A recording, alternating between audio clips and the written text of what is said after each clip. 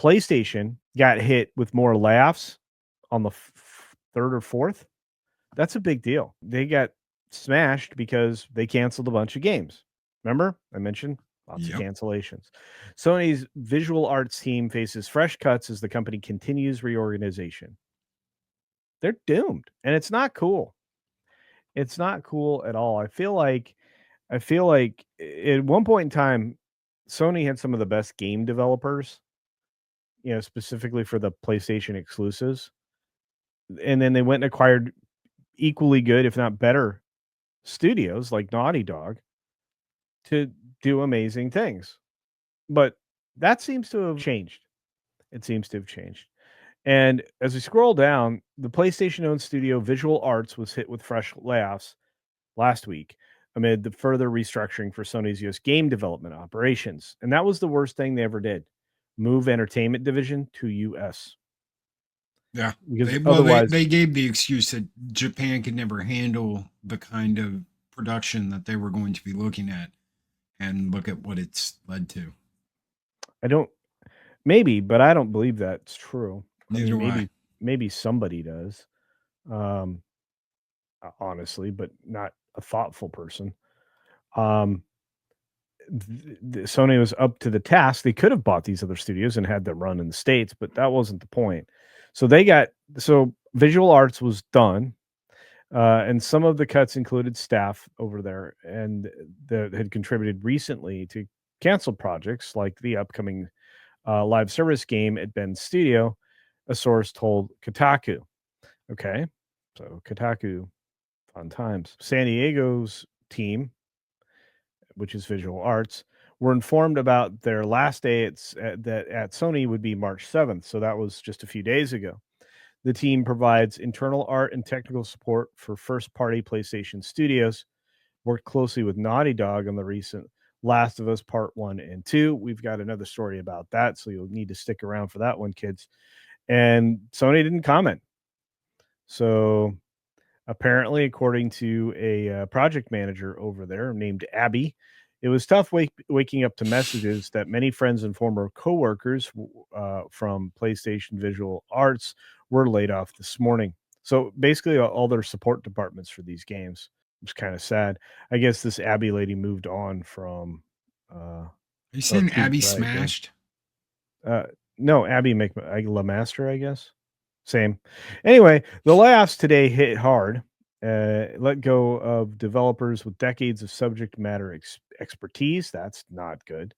Talent that will be extraordinarily difficult to recoup. This industry can be unpredictable, but the skill, experience, and passion of the people I worked with at PlayStation Visual Arts were undeniable. The layoffs come after expensive failure of Concord. They Wow, they're bought still paying for that.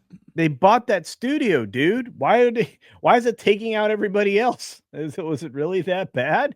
I mean, I guess so. But I mean, you're looking at, let's see, 200 million all in, plus 200 million on the game, plus however many millions they spent after they had to completely remake the game. So that one guy was saying it was about 6 to 800 million in development plus purchase of the studio. That's insane. So that's a lot of money. Yeah.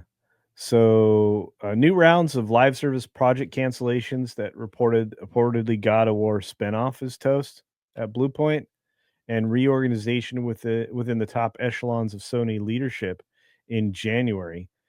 Hiroki Totoki became the company's new CEO, and Hideki Nishimo became the sole CEO of PlayStation, with the terrible Herman Hulst reporting to him as the ongoing head of PlayStation Studio. I can't believe this guy still has a job. He's the whole reason that the Concord game flopped. So I don't know, Loki. Do you think there's an upside for Sony in this kind of a culling or no? No, no, absolutely not. So I know we got into this a couple weeks ago. There were a couple of Japanese game dev students that were studying recently in Sweden, and half of their coursework was diversity, equity, inclusion, belonging, togetherness. I mean, this is half your workload in your class is talking about diversity, equity, inclusion, DEI, all the nonsense that goes along with it, how you can't make characters attractive, how you have to do these certain things. This is half their workload for game development, for video game development. This is what they are teaching these kids. And they don't understand why they're having to learn it. They don't get this. Well, none of us get it because it shouldn't be happening. They should be focusing on making games, learning how to code, doing all the stuff they need to do to go into these businesses and be successful employees that can work hard and make these games great. And instead, they're saddled with all this stuff that they're told they have to learn because this is the business now. They're going to kill this business. I don't know if it's if that's their intention. I don't know if this whole thing has been, well, we've got to get gamers out of this area of our life, whatever it is. It almost seems like it's intentional now that they want to destroy all this. And they're doing it with a smile on their face and the song in their heart because they're firing people that have worked years for these companies that know what they're doing. And then they're hiring these kids straight out of school that don't have any idea. You want to know why Assassin's Creed Black Shadows is so bad and has so many problems? What was it, like a 70% newbie? They had 70% newbies that had never worked on a game before. This is what you're getting because they're firing all the people that have seniority and they're bringing in cheap labor that's never done anything like this before. And you get this and you wonder why we have problems and you wonder why gamers are upset with the system that's going on right now. Yeah, I look, I mean, you should not have any time dedicated to things that are not related to what the profession actually does. The only thing that you should know is, don't hit on your coworkers, while you're working. If you guys go out to a bar, party on, but do not create a problem in the workplace. It's pretty easy. The vast majority, I know this is going to irritate some ladies out there, be irritated at me. It's fine. But the vast majority of developers in games up until very recently, which is somehow correlates with the existing problems, were dudes. And now you have the forcing people into roles in game studios that doesn't seem like they're particularly interested in games, but do create HR problems left and right. It's an HR problem to have too many people on your HR team as well, because what's their job? To destroy your business. Whenever you force diversity on anything, it does not improve things. And that's if you teach that in school, that's not going to improve things.